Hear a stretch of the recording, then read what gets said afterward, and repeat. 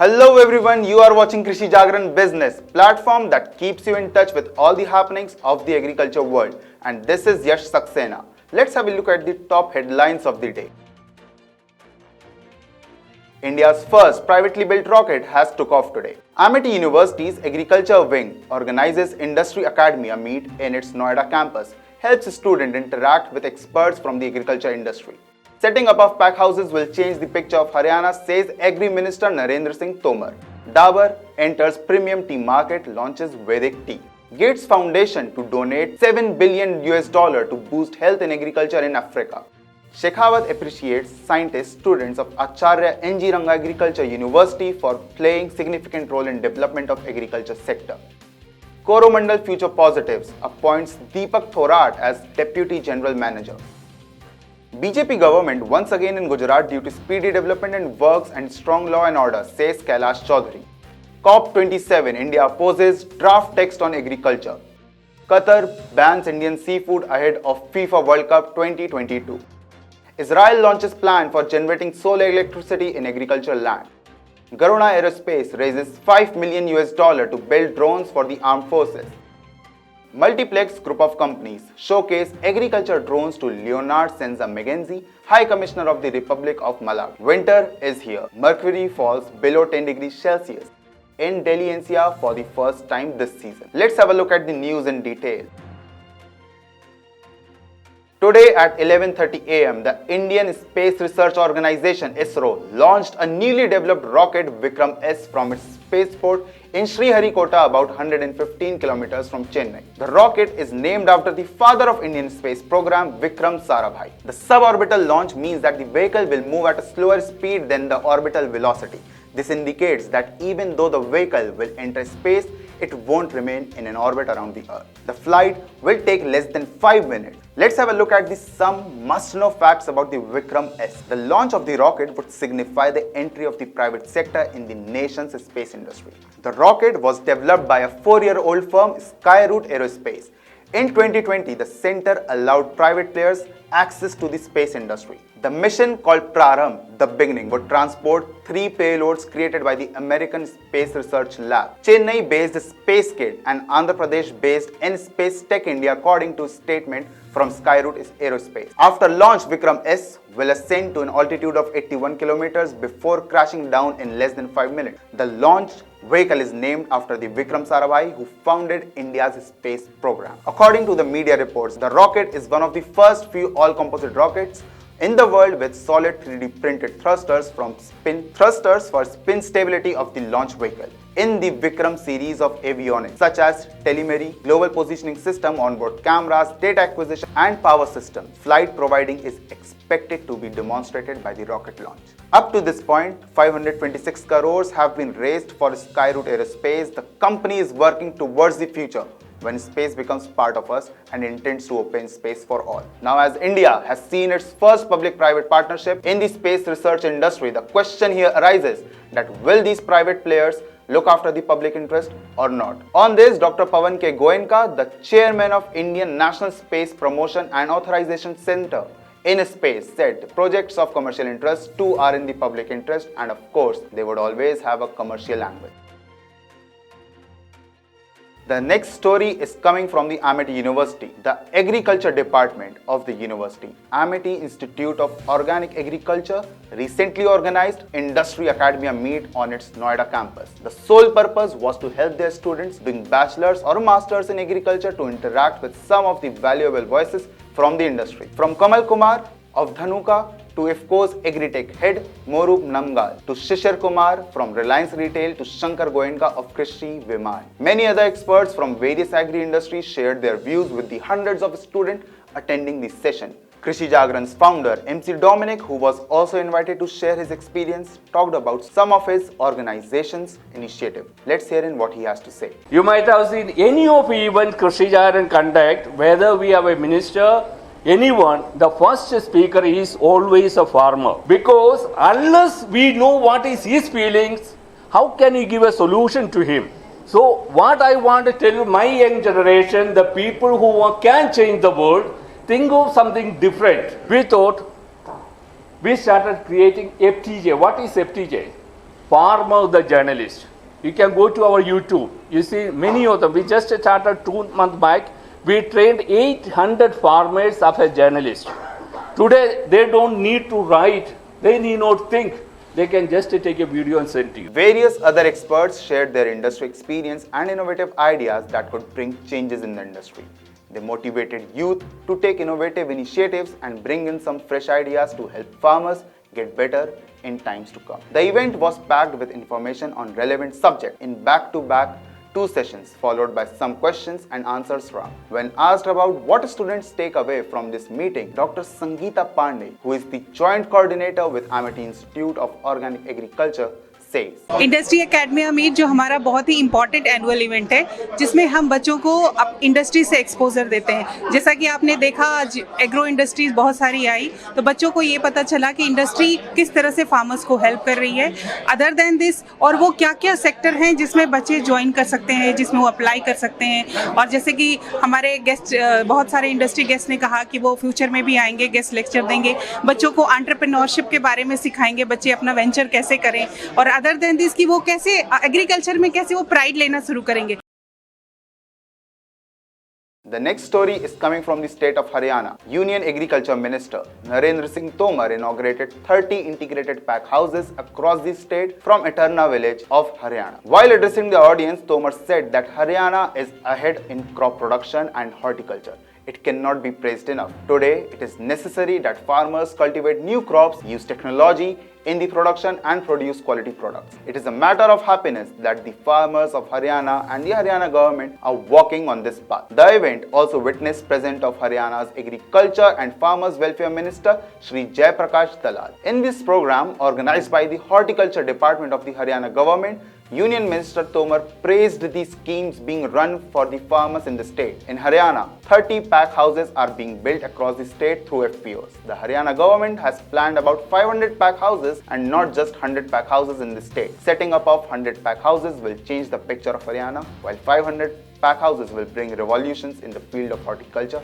in the state. He also said that the government of India and Prime Minister Shri Narendra Modi care about the farmer. To help the farmers, the central government has deposited rupees 2,17,000 crore in the accounts of crores of farmers under the Kisan Samman Nidhi. Minimum support price has been fixed for Rabi and Kharif crop, which has been directly benefiting the farmers.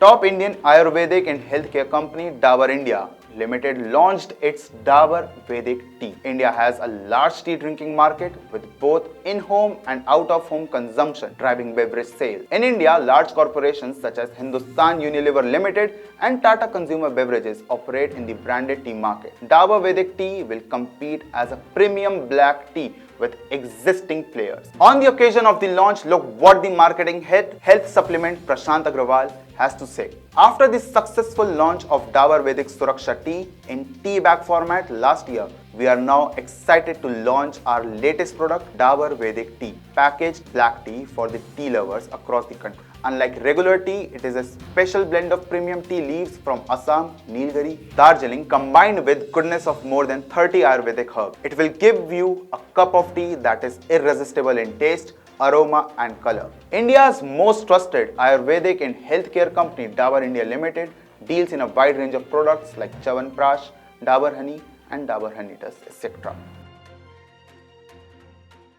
Bill Gates Foundation has decided to donate $7 billion to Africa for boosting health, agriculture and gender equality. The Bill and Melinda Gates Foundation will spend the funds over the next 4 years according to a statement from the organization. The grants are in addition to the financing the foundation has made to organizations fighting AIDS, tuberculosis and malaria, it said. It is focusing on 5 countries where it believes it can have the greatest impact according to the statement. The countries include Burkina Faso, Ethiopia, Kenya, Nigeria and South Africa. Africa has been disproportionately hit by everything from conflicts to climate change, induced famines and floods. That's left 278 million across the continent suffering from chronic hunger, the foundation said. It has also Sub-Saharan Africa's progress in meeting its sustainable development goals, including ending food scarcity and creating jobs according to the United Nations. Talking of the most populous country in the Africa, Nigeria is likely to get most of the spendings in the region. Bill Gates said, at a briefing in Nairobi. He didn't disclose other details. The Gates Foundation has long been a powerhouse in the non-profit world, employing almost 1,800 people and spending nearly $80 billion since 2000.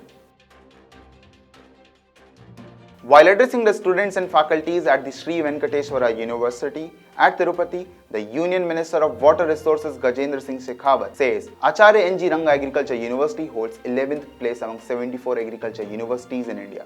The event also witnessed the presence of the State Agriculture Minister Kakani Govardhan Reddy and Water Resource Minister Amity Rambabu. While addressing the students and faculty of the university, Shekhawat talked about the research and development that took place in the sector and highlighted the achievements of the agriculture industry of the nation. He also talked about how overjoyed he was to receive the doctorate from Acharya NG Ranga Agriculture University and also appreciate the efforts of the students and scientists of the university. Talking about the food security, he told media that new crop varieties are being developed using modern technology as part of efforts to ensure country's food security and provide good nutrition to the public.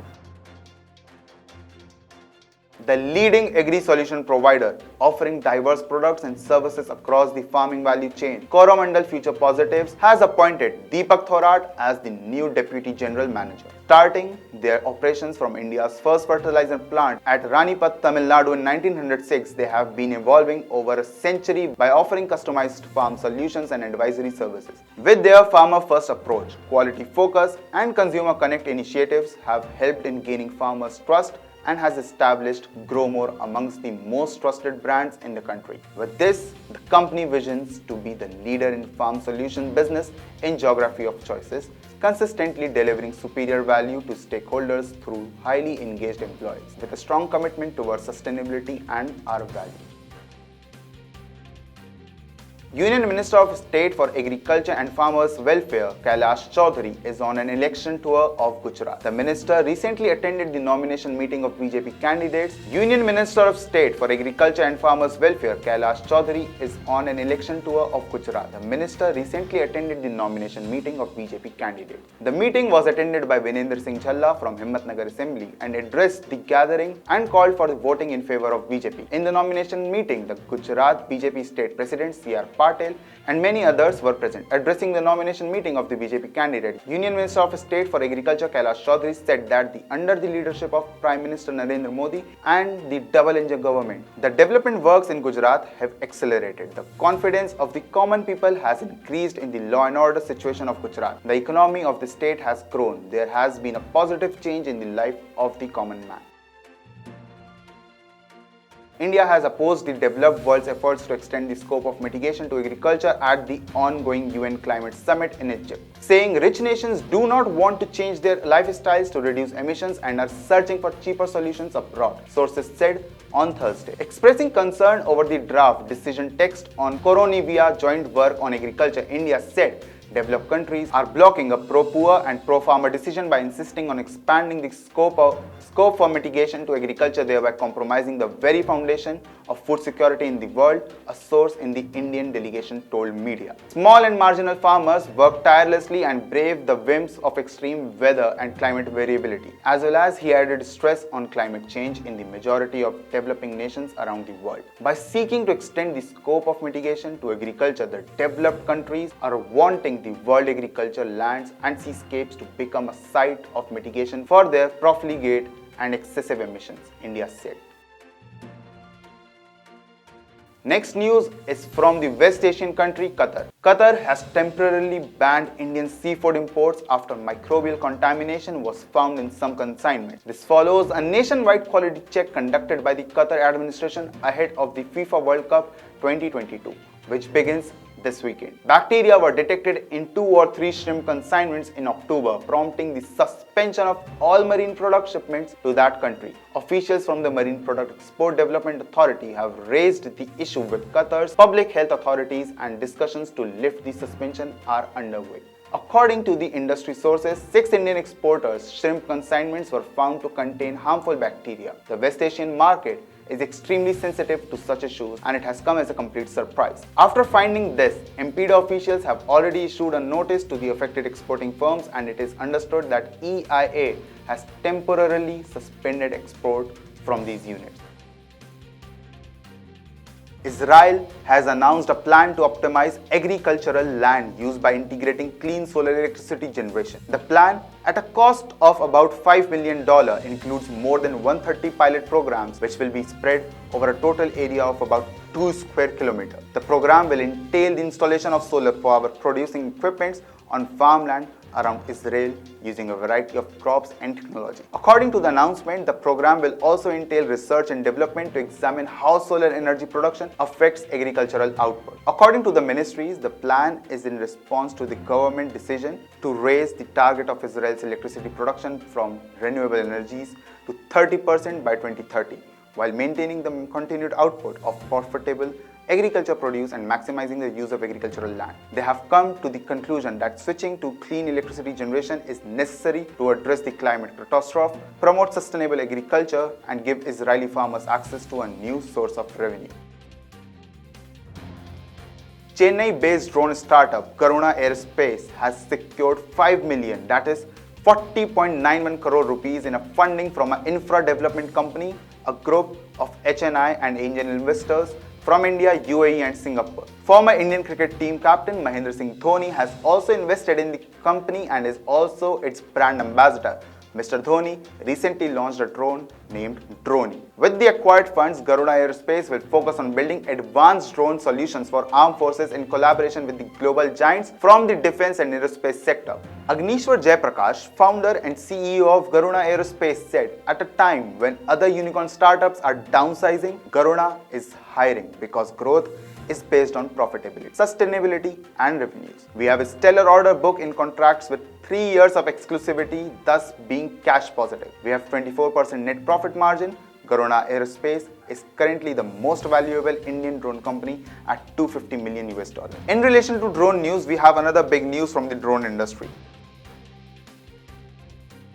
Mahesh G. Shetty, Managing Director of the Multiplex Drone Private Limited, organized a meeting with the Commissioner of Republic of the Malawi, Leonard Senza Mengizi, where they showcased their advanced agricultural drone to the guests and discussed about how the new innovations and technological advancements would help the farmer. But the only question that arises here is that how these advanced technologies would be made available to the farmers of the nation. Winter chills set in Delhi NCR, making its presence felt in Delhi NCR, has also recorded a minimum temperature of less than 10 degrees Celsius this season. The meteorological department is expecting that 2 more days of cold winds will bring down the temperature further. According to the meteorological department, Safdarganj area in Delhi recorded this season's coldest day on Thursday, with a minimum temperature of 11.3 degrees Celsius, while Gurugram's minimum temperature was 9.4 degrees Celsius. On the other hand, the AQI, the Air Quality Index of Delhi, still remains in the unhealthy category. According to data from the Central Pollution Control Board, Delhi recorded an AQI of 204 till 2 p.m. today. Like always, we have brought a quiz question for you. So before ending, let's have a look at the quiz question. Which institution releases the State of Food and Agriculture? The options are, the option A is UNEP, B UNFCCC, C FAO and D World Economic Forum. You can reply to us via SMS on number visible on the screen 8800023204. So this was all for today and this is Yash Saxena signing off.